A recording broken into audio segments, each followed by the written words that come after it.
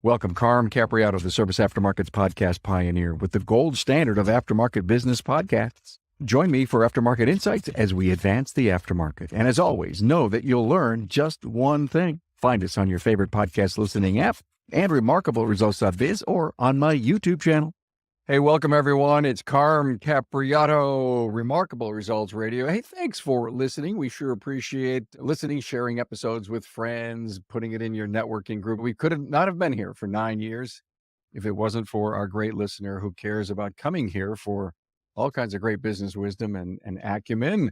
We have a great episode today, two great guests who volunteered to come on and say, hey, it wasn't perfect in my life the whole way. And I don't know, Shari and Kenny, but to me, wisdom seems to come from having been ground and had Band-Aids and swollen knuckles and heads and get damaged up a little bit. And then you say, I'll never do that again.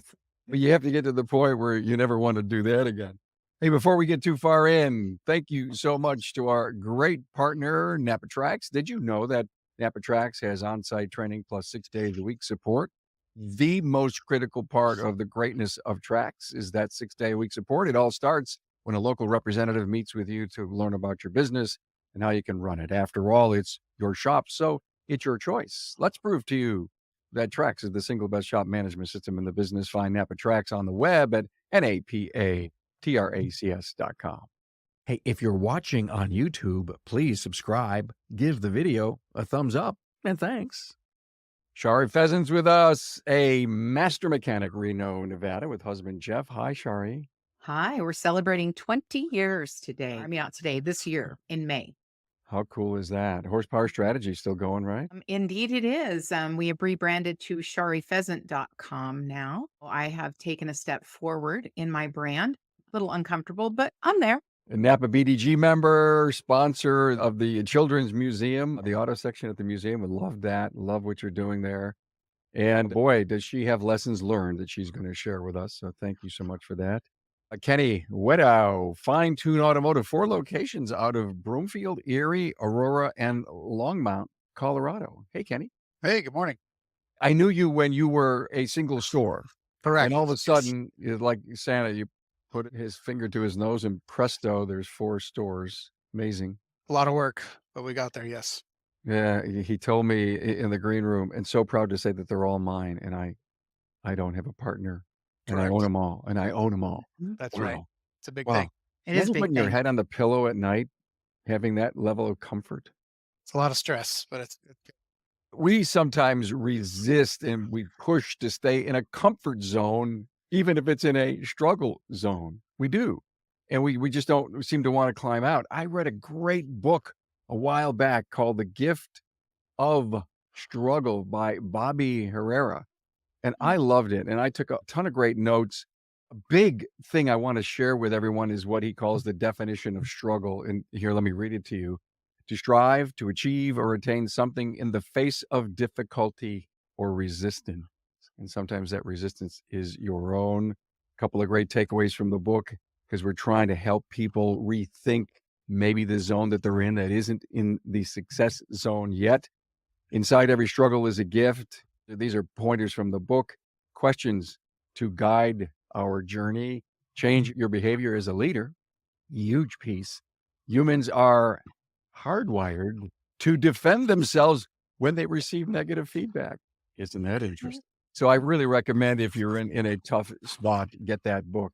Look, everyone, we're here to share the wisdom of Shari and Kenny. You were in a really tough spot and about ready to close one Christmas if you couldn't make a turnaround. Yep. When I first started my business growing and it was just me, that first Christmas was really difficult. I started from 0 customers, scratch up all my locations technically. And then we moved past that first Christmas and it was going okay after that. And then we got the situation that we were in that we're going to talk about today. So how did you make the big move? Was it a mindset move? Was it a promise to the family? What got you over that hump? it was just I can't fail, right? I don't fail.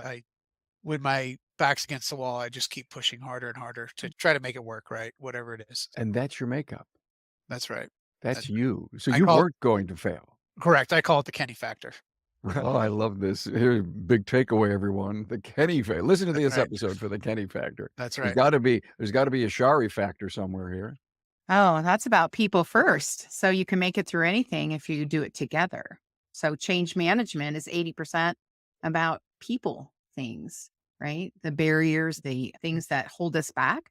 And I've found over the last decade that by focusing on people, you can actually change the world. That's pretty powerful. Husband right along there with you, right? Every step of the way. Husband right along there with me changing. And we are the husband wife team. We've been through 20 years, Carm. It's been a roller coaster, different seasons, different reasons. Marriage always more important than money. That's what's kept us together. And then ultimately being able to drop both of our egos and realize what each one of us brings to the table, recognizing that, applauding that, supporting that, and making that happen. We're actually on track this year to have doubled our business in just 3 years in one location.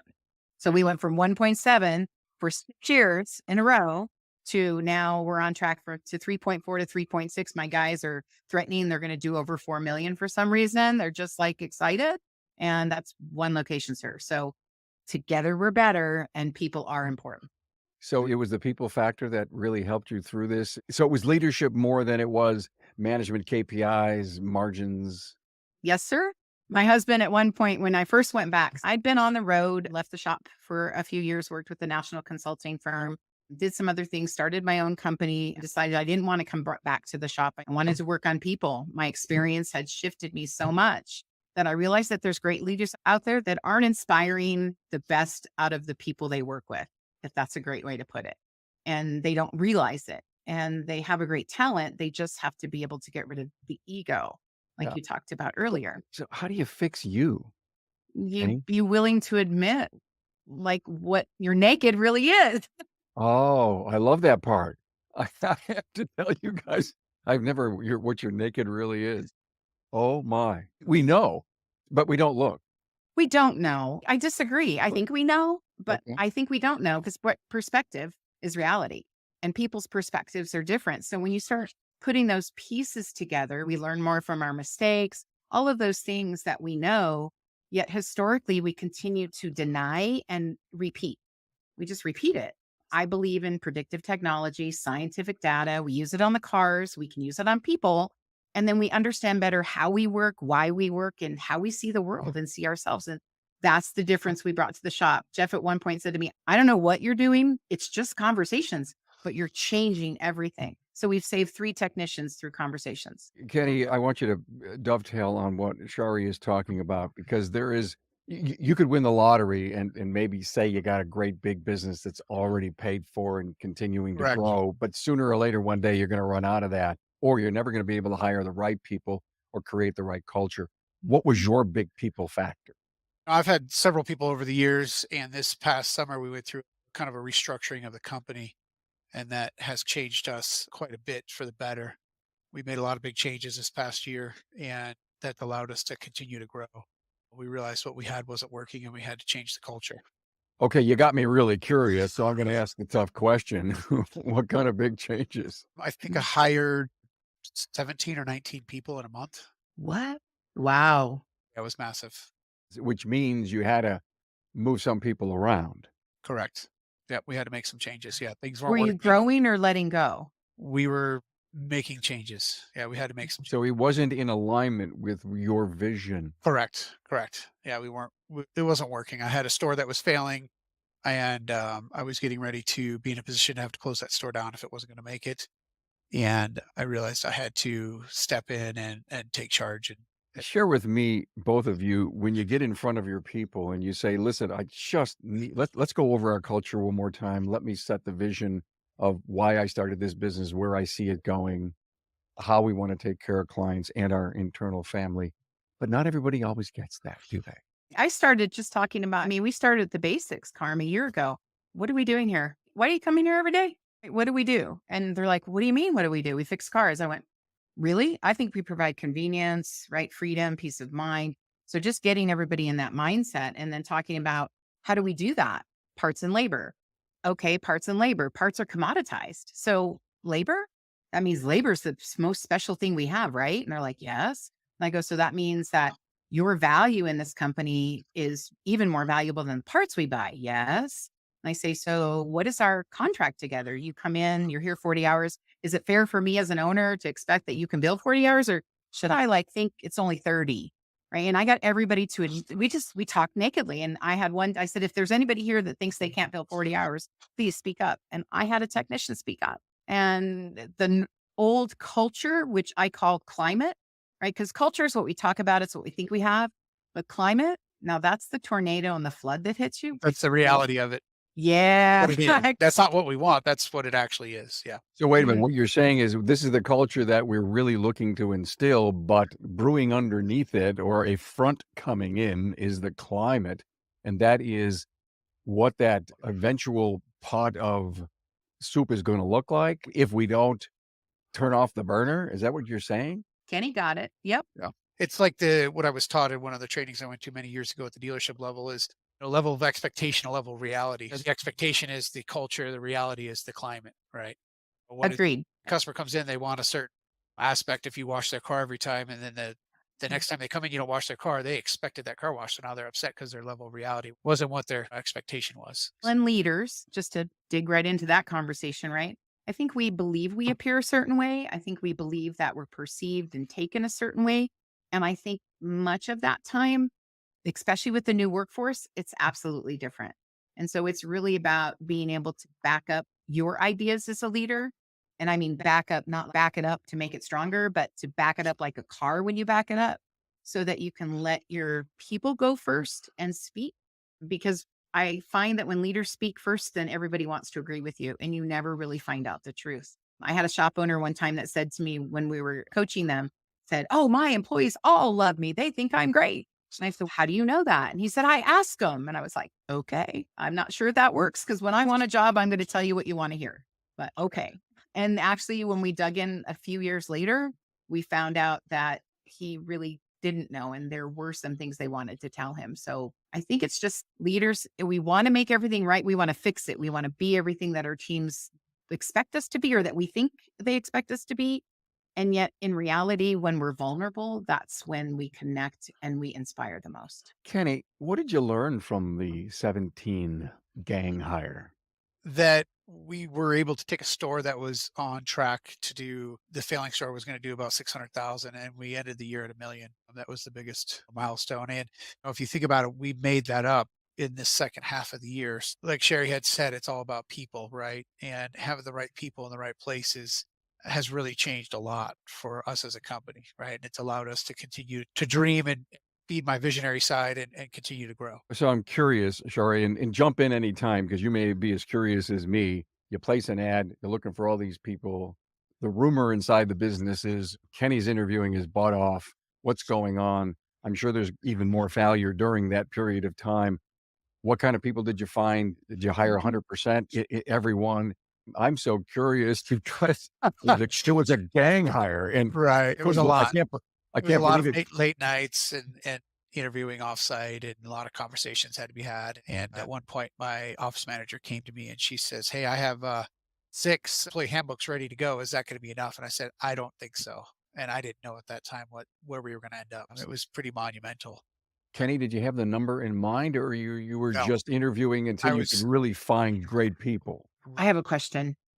Based on what you had been through that put you into the 17 gang hire, correct. what were some of the things that became a focus point for you in an interview for bringing someone in order to what you thought you had the wrong fit? What did you do and what did you focus on to get the right fit? I was looking for culture to attitude to want to have people that surround me that want to make a difference, that want to be on board with an exciting adventure kind of thing. So that was the big deal for me. Was that your language in the interviews? Yeah, I told them about the vision and the dream and where I wanted to Mm. go, and I was very transparent about where we were at. Nice. Talk about asking questions. You want to make a difference. We have an exciting venture here. Do you want to be part of it? Correct. You got to floor technicians that you're interviewing by they have to look at you and shake their head and say, "Is this guy smoking something?" Correct. My customer service specialist. Yeah. Very So, good, Char. Very, very good. Yes. Yeah. And I find we have not actually talked about the word climate in a long time on this podcast by saying you've got a culture, but the climate's not making it stick or work. We have no sunny days. And we had that in our shop. Carm, we've been through, you talked about things in shop owners, and I lose count of the metamorphoses that we have taken as shops. I think that if you're a business owner, if you're an entrepreneur, you've got to embrace change. That's a part of the gig, right? Because you're never going to get where you're going the way you're acting today. Kenny said it earlier. He realized that, and that's how he shifted and taking a hard look and making those shifts and the break of the relationships. But it can be as little as the situation, right? You hire an amazing employee. When you hire them, they're going to stay there. You have all these conversations, and then there's a misunderstanding. There's a misalignment. I have this missed effect that I talk about, right? Miscommunication, missed opportunity, missed profit. And that's people, you lose them. Or I've been through where I lost over 250,000 because I didn't have it in writing. So trusting handshake deals instead of getting Yeah. contracts based on people's reputations. People are willing to put those out there sometimes in public and have something different in the background. So I think you're going to make bad choices. You're going to lose money. You will never know enough. So keep learning, and you can always bounce back. Money is plentiful. Okay, explain money is plentiful. Oh, money is plentiful. So I believe everything has energy. I believe the wood desk I'm sitting at has energy. I believe that people, we have energy. You can walk into a shop and you can feel them thriving or existing. It's energy. And so money has energy. When you hold money and you hoard money, you're not allowing it to flow. When you allow it to flow and you give it away, it comes to you very easily. And that theory was brought to me probably a dozen years, 15 years ago. And I wasn't sure of it. And I've utilized it. And I promise you that our financial situation is absolutely different because it's not what we focus on. We focus on the things and the people that are important to us. And through that, by allowing the flow, their money is plentiful. It's just a tool. Hey, let's face it, your shop management system is the single most important tool in your shop, period. NapaTrax has made selecting the right shop management system easy by offering the industry's best, most comprehensive SMS. Now, it all starts when a local representative meets with you to learn about your business and how you need to run it. After all, it's your shop, so it's your choice, and having local representation is a huge plus. Customizing tracks to your business, whether you're a one-person shop or a large multi-bay or multi-location company, a representative consults with you to help optimize your shop's workflow, efficiency, and profitability.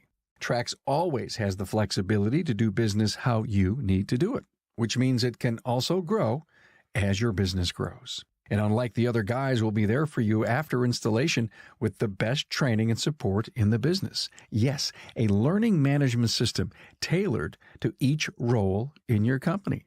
Simply put, Trax was designed and built for shop owners just like you. Visit us on the web at NapaTrax, that's NapaTracs.com. Kenny, take me to the day or the situation where you said, I'm cleaning house. How'd you come up with that decision? It's interesting because we got on this topic and it's actually not even what I thought we were going to talk about today. Me either, by the Okay, way, okay. because I am so curious about it. I had looked at my debts. I wasn't making a lot of money. I was super stressed out, and I was a very large sum of money in the negative, and I couldn't see a way out of that. And I actually talked to one of my coworkers this morning, one of my team today, and I couldn't see a way out of that, and it was scary. And I said, I don't know what to do. And I said, something's got to change. And so then I just started making changes and realized I got to fix this. He said change, Carm. Yeah. Yeah, just a lot of big changes. Yeah. Yeah. And you can't be afraid to try them, good or bad, because you're going to learn from every one of them. Some of them are going to be genius, which is our whole topic here is on struggle. And I'm afraid to make a decision. Well, Correct. that's not going to help. That's not going to Correct. move you.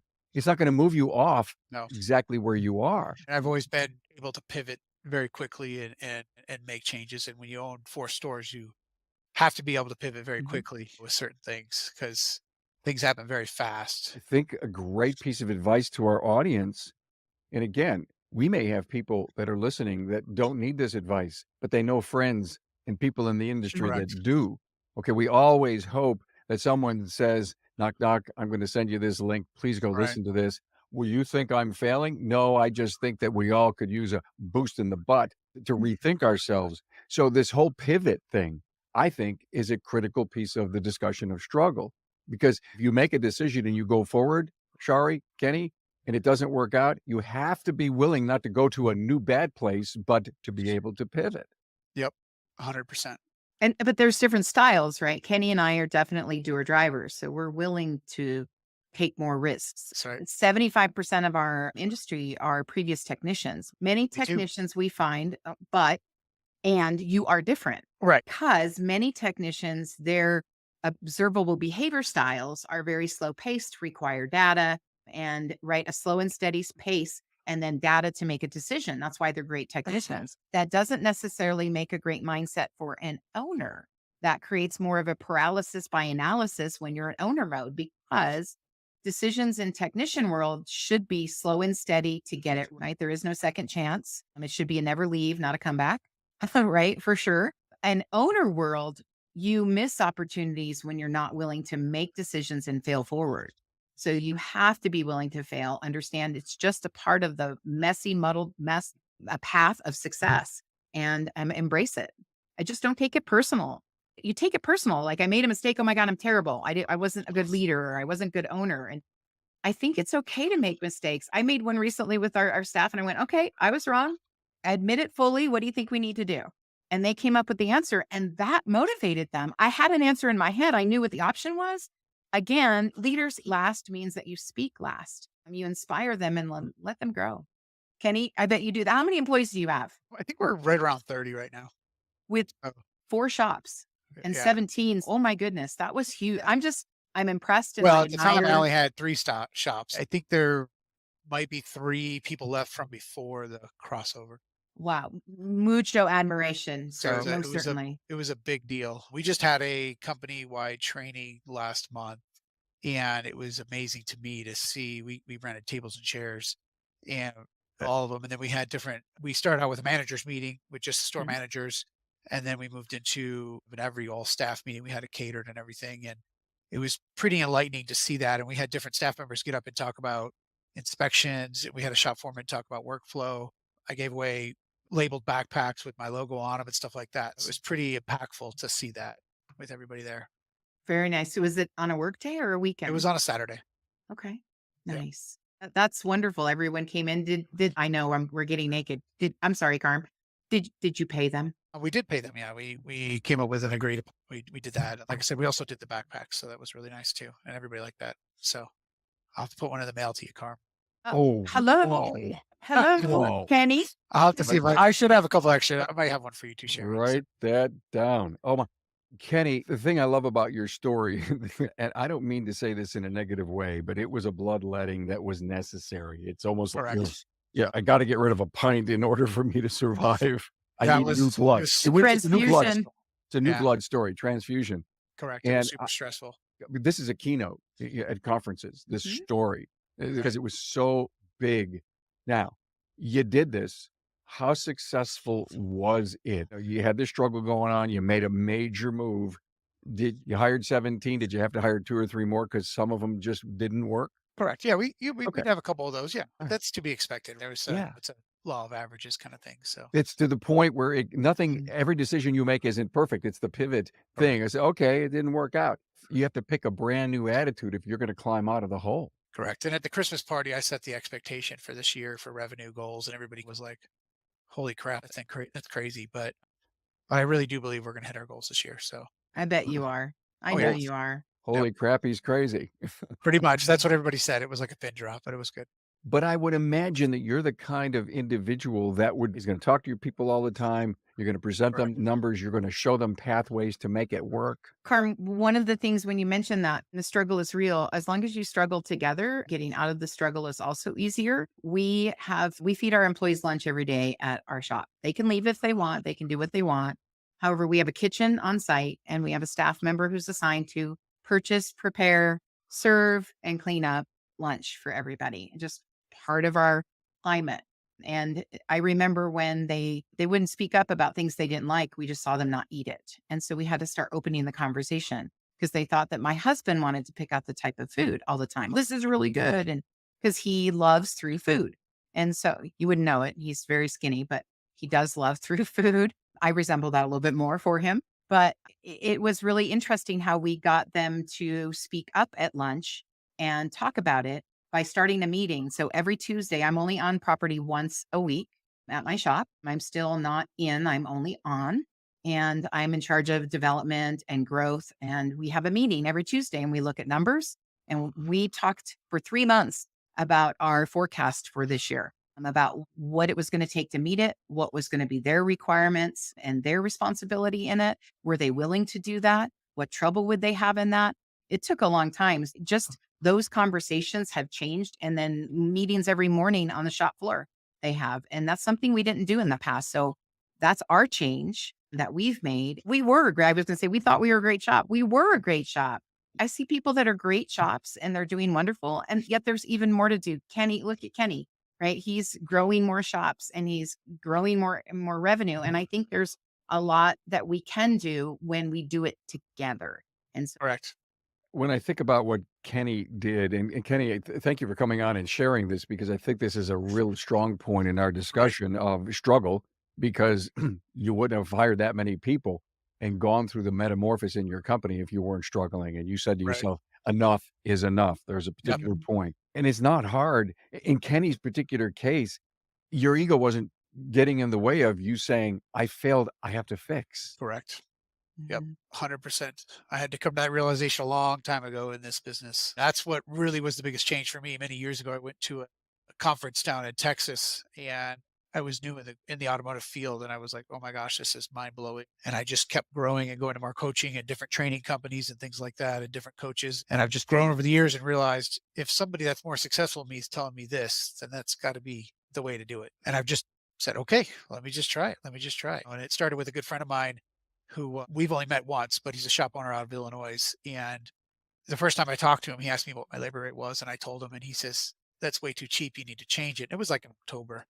And I said, yeah, I'll change it at Christmas. He says, why wait? Why not do it tomorrow? And he pushed me on that. He pushed me on that. And so the next year I went up $10 an hour from 80 to 90 or whatever it was at the time. And that's just set the tone, right? Push. And we still talk to this day. We talk all the time. So we're really good friends. I love what he said. Let me take that into a learning lesson. Just one thing. Just one thing. That's what he did. Just one thing. And it was almost like, here, have some water. Oh, ooh, that was good. Yeah. He was more successful at the time than me. And he said, a small shop like you can't compete with somebody like me. And he still has one store and I have four, but we talk all the time. And I'll just always say, I remember when. Yeah. Oh my God. So. I remember when we were in our old building and we thought we were going to purchase it. We'd been renting it for a while and the landlord, we've been talking a lot about people struggles. And I think it is people, but sometimes it's only one people. It's not all the people. Correct. Right? And we thought we had a deal with our landlord and my husband this is not that handshake deal, Carm, one of the handshake deals. We've done a few of them. We have to hit our head a few times sometimes just to be real. So if you're out there hitting your head a few times, it's okay. Just make the choice. Stop throwing your head against the wall. But we did like $200,000 worth of renovations. And she was saying, after the renovations, that's when we'll do it. I'll put you so you can start purchasing and get into a sale with the building. And my husband was handling most of the conversations. This was way long time ago. We've been in our building now for 9 years, our current building, 9 years that we own. And we wanted to own this building. And it was funny because it was separate buildings with yards in between them, but it was all one building. And for some reason we thought that's okay. We can get through this. It'll be great. But the communication was a real problem in that building. Lo and behold, after we did the renovations, not only did she give us our first right to purchase, which is not an agreement for sale, but she raised our rent because we had improved the building. I'm just saying, we all have moments. That was a moment for sure. Yep. And I remember that was like between my head, because I was like, if you want to know something about a girl, gentlemen, please ask a girl. We know each other, right? And if I want to know something about a man, I'm going to ask a man. Doesn't mean we get to know each other, but ask. And so that didn't happen. But here's the cool thing about it, Carm. We found the building that was really meant to be. My husband went out and he found this amazing building, 10,000 square feet. It was a Latino dance hall at the time. We have absolutely renovated it. It's beautiful. It's stunning. We never thought we'd rent again, but we're renting a piece of the building behind us because our business is growing and it's right there, and potential to purchase that building ultimately in the next 5 years is available as well. to go from that to where we're at, I just want you to know wherever you are, anybody, you don't have to stay there. It's not forever. Failure's not forever. You're so right. It's a great story of struggle. I spent $250,000 on a building that I ultimately could not buy. And what did it probably, it may have helped your business, but it sure brought more value and a higher rent to someone else. How many times did you guys hit yourself over the head for that? Just a few. When we were in the kitchen doing business the last 3 months that we were there because she kicked us out of our office space to rent it to somebody else. Yeah. We just piled it on, Carm. I'm just saying, if you want that struggle story, we've got it. Well, you could write a book on that one. We don't sit in it, right? Okay, done, over, now what? Yep, And cool thing is we have our own building. It's all together. We look back, we drive by that building and think, and there's like 6 different businesses in it now. And we're where we're supposed to be. Failure happens sometimes to bring you greater success. That's another thing. Embrace it. Yeah, you have to pivot. Like You gotta have. You're right. I love the word pivot. It is the temperament that you need to be able to take a risk, move forward, 2 steps forward, 1 step back, but learning from that, and then make another 2, come back 1. Because I'm sorry, we're imperfect people, and decisions that we make for our business. You've got market pressures, you've got people pressures, you've got all kinds of things. So don't think that every decision that you're going to make from a friend or whatever. I mean, the beauty of our podcast is when people listen to them, there's a million different ideas that are floating in there. And a lot of times what happens is something comes into an individual and they say, oh, that really is mean. I never thought of it like that. Even if it didn't work, maybe it wasn't just you or the decision, it was something else pushing back. But the fact of the matter is you got to have a bold italic stance and always be moving forward. I think that's what our storyline is here. Correct. Absolutely. And some things fit for you, some things don't. Yeah. Wow. Okay. This was great. As much as thank you for giving us the pivot in the middle of the episode, Kenny. You're welcome. Because I really think it helped people say, whoa, I bloodletted 3 people, but never 17. Yeah. Damn. And it's okay to feel that you're really in the deep straits. And the rule of holes. Correct. The rule of holes is you got to know when to stop digging. That's right. That's right. Yeah. I literally gave myself a month to fix that store, or I was going to have to try to figure out how to get out of it. And I fixed it. So it took a lot of work. Brilliant stuff. Shari Pheasant, a master mechanic in Reno, Nevada with husband Jeff and ShariPheasant.com. Thank you so much for bringing your great leadership ideas and wisdom here to the show. I know that you're so big in that. Still in the NEPA BDG? Still participate in that? I have my succession plan is in action. I am in the past president role, and we have formed a new way to structure BDGs, and it is now in action. And I'm helping the Sacramento area get their business development groups going now as well. Cool. I got to talk to you after the show. Don't go away. And Kenny Wedow, find Tune Auto for locations in Colorado. Great wisdom from You go, both Kenny. of you. Yeah, thank you so much, guys, for being here. Appreciate it.